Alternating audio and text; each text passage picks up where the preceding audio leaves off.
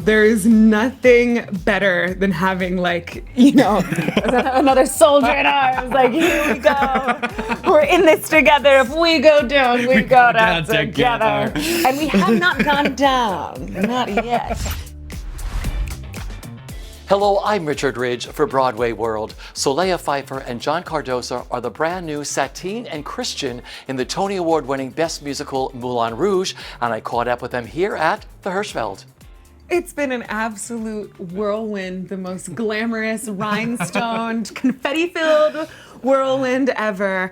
And I think sometimes like replacing on Broadway is such an incredible experience because it's just like no time for doubt, just do it and make it happen. And I'm so lucky to get to do this with John, with both like just the most gentle, like been like, you got this, you know, energy. Does. Evidence of last night. Okay, yes, we're making it.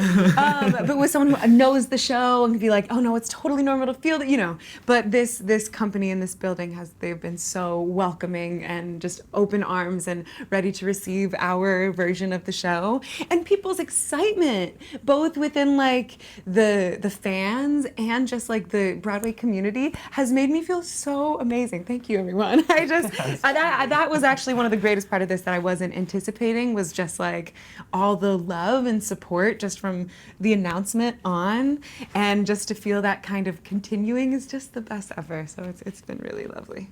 And this is your return to Moulin Rouge. Yeah. Oh my gosh. I did a quick, what felt like a very quick 6 months on the road. And it was absolutely incredible. This company has been so good to me, and I've met some of my best friends in the world via this show and this this microcosm of a universe. And so I'm so grateful for the experiences I've had, the experiences that I'm having now. It's been really unbelievable to get to continue the exploration of this character that I just love so much. And to get to do it with Solea, who is, she really sort of,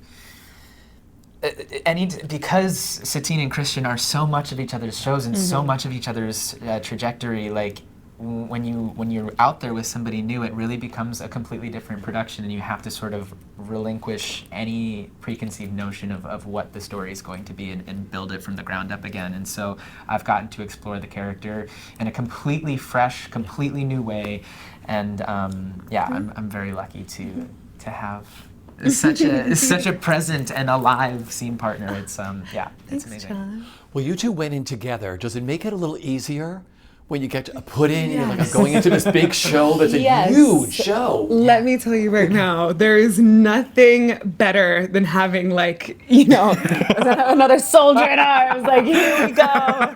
We're in this together. If we go down, we go down together. And we have not gone down. Not yet. No, it's the best. Because it also just feels like, okay, we are creating this together. We are, like, we get to create our version of this love story, and we're going to be on the same page about it. It's a crazy feeling to when you're just like doing a show, you get put in, and then all of a sudden it's like, hello, nice to meet you. Let me look into your eyes and fall in love and whatever. And luckily we've just been giggling since day we laugh a lot. one. And it's been, one of our first, it might have even been our first day of rehearsal, we went out and we had our lunch break together and just got to talking and found that we had a lot of similarities in our philosophies on life and art and the way that we wanted to approach this show and this next chapter of our lives. And so it's been very exciting to have sort of like a partner in that sort of like excavation of this time. It's so lucky. Yeah. Can you imagine? That's just like, whew. Yeah, it could have easily been a different situation, but instead, we really are just like, we're the same age, we're at the same place in our lives, we have the same amount of experience, and so that all lends itself to like, all right, let's go. I've said to so many people in this building over the last couple weeks, like, it's so nice because it doesn't always happen. You hope that it happens, and it does sometimes, but I'm just so lucky that when I come to work, I'm just happy to come to work. Yeah. I'm happy to see the people that I'm going to see in this building. I'm happy that I get to do this beautiful show, and I just feel I'm leaning into the happiness that I feel when I'm on my way to work every day. Yeah. You can see that in your performances, seriously. Yeah? Yeah. Oh. Okay, this is such a big show. I want to ask you about the first performance on stage here in New York in this show. Yeah. I mean, let's talk about your entrance first. I mean, it's not a big, you enter from the sky. You do enter from the sky twice. Okay, full disclosure. At my put-in, I was really determined to keep my long nails. I love having long, fantastic, fabulous nails. It makes me feel like I'm Barbara Streisand. I miss them so much. But my first time coming down on that swing, I was like, diamonds are forever and ever and ever and ever and ever. And I was like, well, I can't get down on my own. And then like this, our stage manager had to like come and unbuckle me, and like everything had to stop. It was like this exciting day. Here we go, put in. And I'm just like dangling there, like egg on my face, a full omelet. And so that was a bummer. The second time down, didn't make it out that time either. Just dangling in my green wings, like, sorry everyone. But it's okay, you know? And then for the next 4 days, I was having nightmares about just being stuck up there and like just footage of me sitting on the swing with like someone in a headset coming and taking me down just all over TikTok. I was like, that might be my fate. But it was Hasn't not. happened since. Hasn't happened since. Sometimes you need to give things up. Sometimes life is about sacrifice. And there we have it. And I'm learning to live.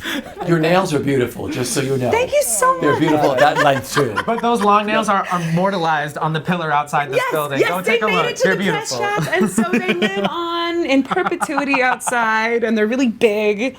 So, you know, you win some, you lose some. That was a big, big loss in my life. But never again will I be stuck up there. And I'm a pro. You are a That pro. belt gets off easy. You eased off that swing last Okay. night beautifully. All right. You hear that, everyone? This Thank is you. such a gorgeous show. What's it like living in the world of Moulin Rouge? I mean, people fly in from all over the world, audiences, to come see Moulin Rouge here on Broadway.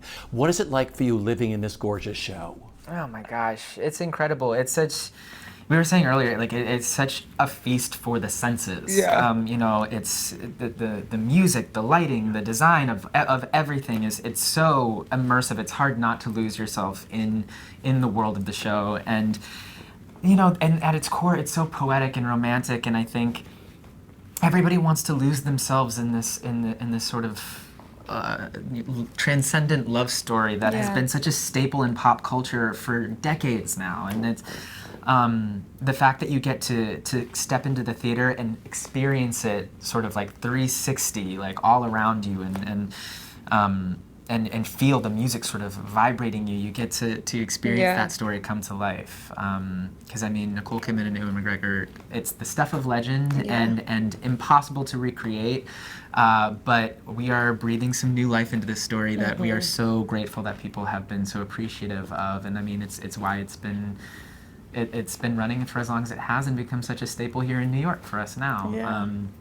Yeah. I It's feel just very, very lucky to be a part of it. Yeah, and it's just a full fantasy.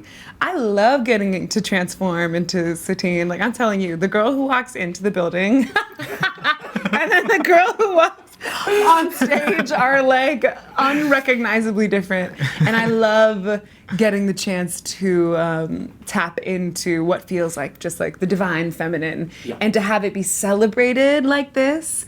I think it allows people to really just feel safe being themselves. I think that there's something about this show that feels like a very safe space.